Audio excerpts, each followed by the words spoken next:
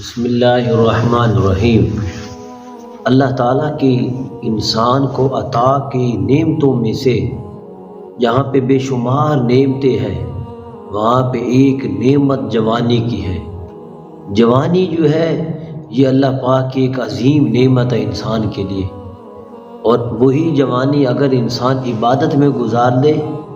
تو وہ تو جوانی بہترین جوانی ہے،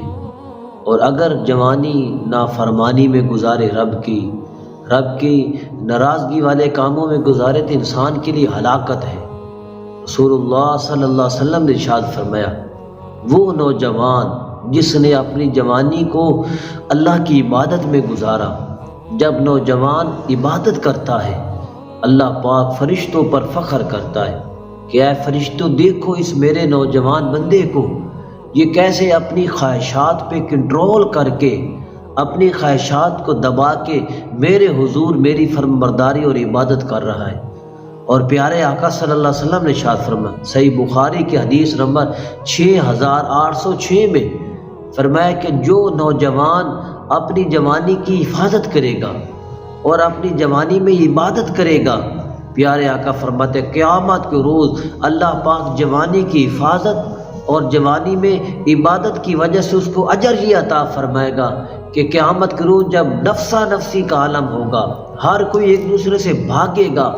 اس نوجوان کو جس نے اپنی جوانی کی حفاظت کی ہوگی اللہ پاک اس کو اپنے عرش کا سایہ عطا فرمائے گا۔ اور پھر پیارے آقا نے فرمایا کنز العمال کی حدیث نمبر 43059 میں فرمایا کہ جس آدمی نے بچپن سے عبادت شروع کی اور پھر اس نے جوانی میں بھی عبادت کی، وہ آدمی جس نے بچپن میں عبادت نہیں کی اور بڑھاپے میں جا کے عبادت کی، جس نے جوانی میں عبادت کی، وہ اس بوڑھے آدمی سے جس نے صرف بڑھاپے میں جا کے عبادت کی فضیلت میں اس طرح ہے جیسے نبی اور مرسلین کو عام لوگوں پر فضیلت ہوتی ہے، تو اسی طرح اس نوجوان کو بوڑھوں پر فضیلت حاصل ہوگی۔ تو یہ ہے کہ جب بوڑھا ہو جاتا پھر تو ہر کسی نے فارغ ہو جاتا، عبادت کرنی ہی ہے۔ مزہ تو عبادت کا تب ہے جب انسان جوان تھا، جب اس کے پاس شیطانی خواہشات جو تھی اس کو ابھار رہی تھی برائی کی خاطر، اس نے برائی کو چھوڑ دیا اور اپنے رب کے حضور جھک گیا اور اس کی فرما برداری کی۔ اور پیارے آقا صلی اللہ علیہ وسلم نے ارشاد فرمایا کہ وہ نوجوان جس نے گناہوں سے توبہ کر لی